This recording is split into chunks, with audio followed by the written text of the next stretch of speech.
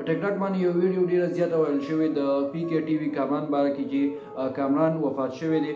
هغه ویډیو هم لګولې ده او هغې نه لاندې لیکلي چې کامران وفات شوی دی ډیرو کسانو ما سره هم په وټس اپ باندې رابطه وکړل چې آیا دا حقیقت دی نو دې کې هیڅ حقیقت نشته دی دغه ویډیو چا راغستې ده او دا د کوم ځای نه راغستې شوې ده دغه د کامران دا خبرې واورئ. السلام علیکم ګرانو کتونکو امید لرم چې ټول به روغ جوړ د ژوند په موضوع کې بای زه ښه ټیک ټاک یم څوک دی په وجود روغ یم ښه په سترګو یم ښه خوشحاله یم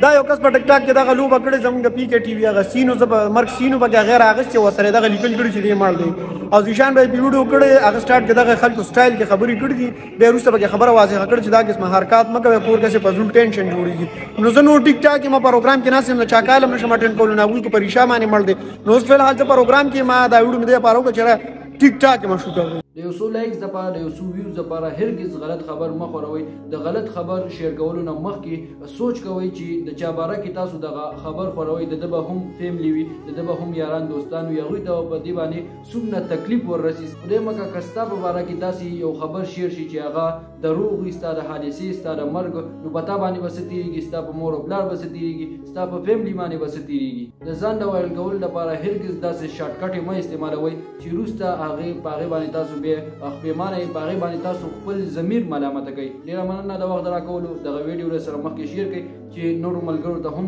معلومه شي ډېره مننه کوم د وخت راکولو د وی الله په امان